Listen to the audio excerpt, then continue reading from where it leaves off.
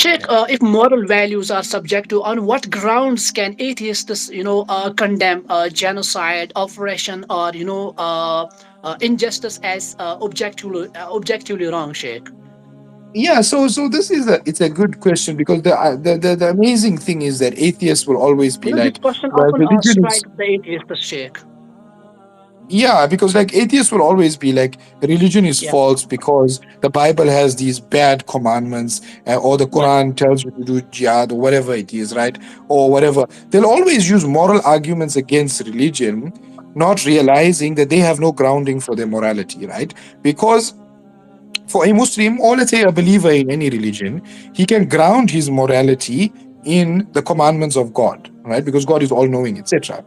For a non-believer, how will he figure out whether something is right or wrong? And this is the is and odd problem, as described by David Hume, etc. The is and odd problem, that you can say that, you know murder is harmful, but modest. how do you go from that to you ought not to commit murder?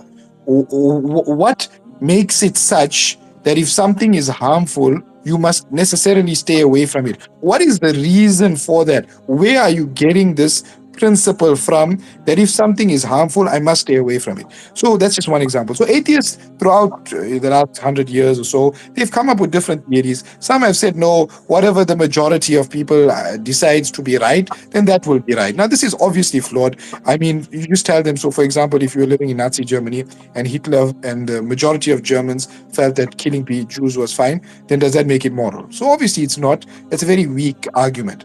The other argument that they use, which is more like most atheists go with this, is they use the harm principle. They say anything that causes harm is immoral. Anything that causes harm is immoral. But here we left with so many questions. So number one is, firstly, where did you get this understanding that whatever causes harm is immoral? All right, like is that coming from? What is the rational basis for that? They have no rational basis for that.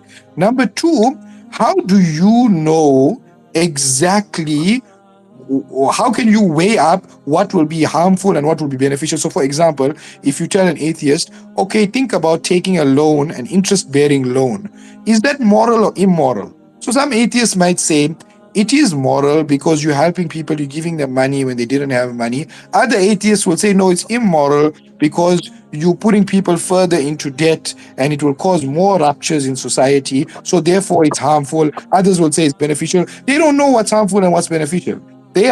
You can only tell what's harmful and beneficial in an absolute sense if you have absolute knowledge. And none of these human beings, no human being has absolute knowledge. Therefore, even if you accept that whatever causes harm is immoral and whatever causes pleasure is moral, you still cannot say that this is right and this is wrong, because you as a human being do not have the ability to calculate whether an action will be in totality good or in totality bad, because you don't know the repercussions. So an example would be loan, or an example would be, let's say, cutting off people's hands who steal. So someone steals, they cut off their hands.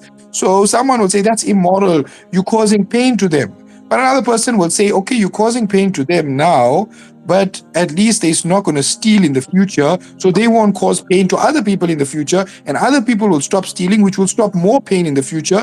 Therefore, this stops more pain, therefore it is moral. And another one will say, no, but this, but that. So if you don't have God with his absolute perfect knowledge, you're not going to be able to tell whether this action is good or bad, even if we allow you to say that good and bad comes from harm and pleasure. Even if we grant you that and we say, okay, fine, that's you can accept, we'll accept this principle, although you have no rational basis for that principle. But even if we give it to you, you still can't tell us what's right and wrong, because you can't tell what will be the repercussions of every action. Sheikh, I often ask atheists this question, why do moral